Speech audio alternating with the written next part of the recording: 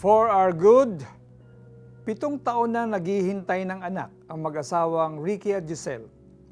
Tapat ba ang Diyos sa kanyang pangako? Sabi ni Giselle kay Ricky. Oo, tapat ang Diyos sa kanyang mga pangako, sagot ni Ricky. Matapos ang ilang buwan, nalaman ng mag-asawa nang sila'y nagdadalang tao na. God's time is perfect, buong pasasalamat ni Ricky. Napapatanong ka ba kung sovereign talaga ang Diyos? May control ba siya sa ating buhay?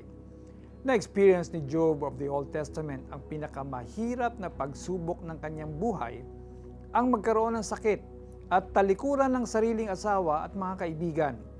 Pero sa gitna nito, alam pa rin niyang tapat ang Panginoon sa kanyang pangako na hindi siya iiwan o pababayaan man.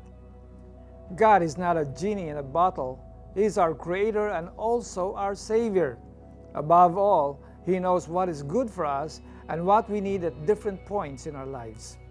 Most often, delays and denials teach lifelong lessons that will strengthen us. We need to believe in God and know that He wants the best for us because He cares for us. We need to know His will and purpose and follow them. All we have to do is trust that His will for us will always be for our good.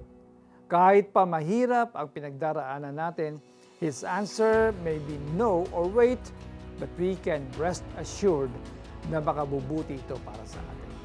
Let's pray. Panginoong Jesus, ako po'y nagtitiwala sa iyo. Humihingi ako ng tawad sa aking pagdududa sa iyo.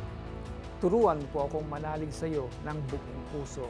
In Jesus' name, Amen. May matagal ka na bang ipinapanalangin na hindi pa sinasagot ng Panginoon?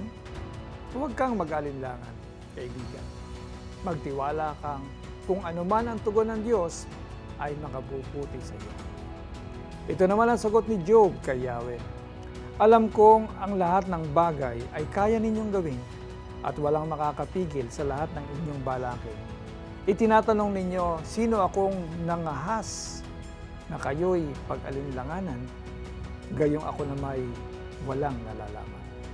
Job 42:1-3.